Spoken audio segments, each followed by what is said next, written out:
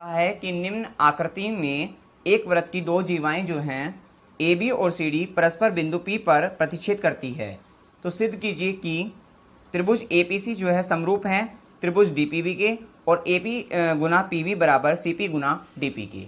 आपको ये सिद्ध करना है, ठीक है। तो यहाँ पर हमने क्या देखा इसमें जो है कि आपको त्रिभुज ए पी सी जो है ये वाला त्रिभुज जो है समरूप करना है किसके, डीपीबी के, ठीक है।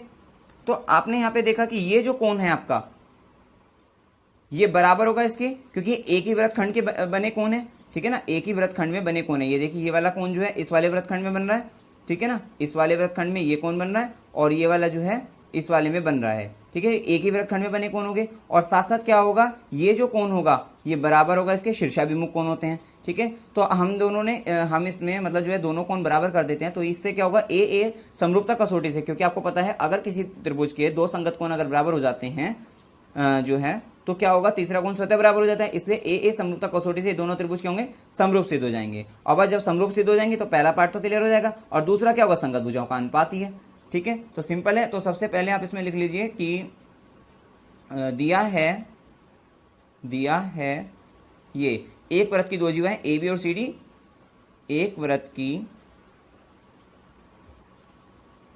दो जीवाएं ए बी और सी डी, ठीक है, और परस्पर बिंदु पी पर प्रतिच्छेद करती है, परस्पर बिंदु पी पर प्रतिच्छेद करती है।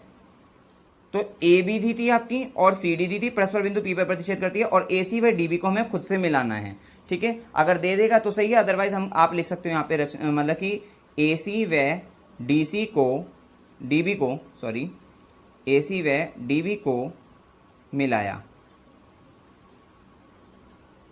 ये रचना में लिख दीजिएगा आप, ठीक है ना, ए सी व डी सी को मिलाया। अब सबसे पहले वाला पार्ट को सिद्ध जो करना है उसको देखिए।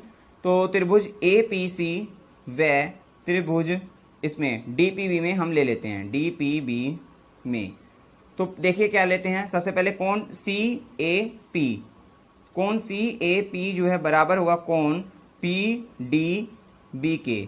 लिख दीजिए एक ही वृत्तखंड में बने कोण, एक ही वृत्तखंड में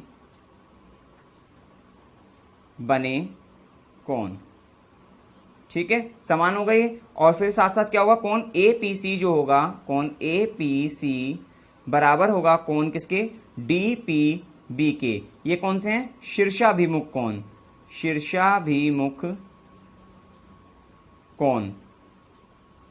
तो अब आप कह सकते हो समीकरण इसको एक मान लीजिए, इसको दो मान लीजिए और एक व दो से समीकरण एक व दो से त्रिभुज ए पी सी जो होगा वो समरूप होगा त्रिभुज डी पी बी के।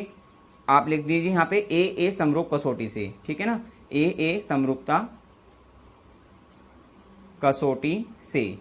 अब जब ये दोनों त्रिभुज जो हैं आपके समरूप हो गए तो इनकी संगत भुजाओं का अनुपात समान होगा, क्योंकि समरूप त्रिभुजों की,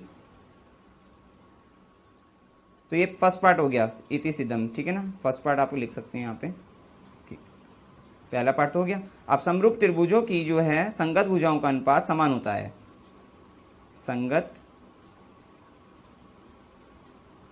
भुजाओं का अनुपात समान होता है। तो अब इनके संगत भुजाओं का अनुपात करिए, कैसे करते हैं, एपी बटा डीपी, एपी बटा डीपी बराबर किसके होगा, ये पी सी बटा पी बी, पी सी बटा पी बी, और अब क्या बचा, ये ए सी बटा डी बी, ए सी बटा डी बी। अब आपको लाना किस तरीके से वो देख लीजिए, ये दूसरा पार्ट चालू है आपका, और एपी का पीबी में गुना है, एपी गुना पीबी, इसका मतलब ये शुरू के दो ले लीजिए आप कि ये एपी बटा डीपी बराबर है पीसी बटा पीबी के। तो यहाँ से हो जाएगा एपी गुना क्रॉस मल्टीप्लाई हुई पीबी बराबर होगा पीसी गुना, या पीसी को सीपी कह दीजिए, गुना डी पी के। ये आ गया। इस तरह से आपके दोनों पार्ट आ गए। क्लियर है, बिल्कुल सिंपल है ये भी एकदम। चलिए अब नेक्स्ट क्वेश्चन करते हैं।